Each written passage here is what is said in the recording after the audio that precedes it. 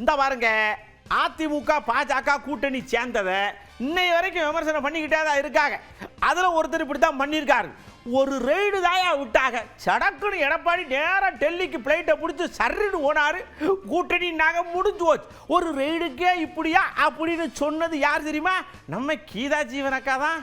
அதிமுகவை சார்ந்த எதிர்கட்சி தலைவர் எடப்பாடி அவர்கள் சொல்றாங்க,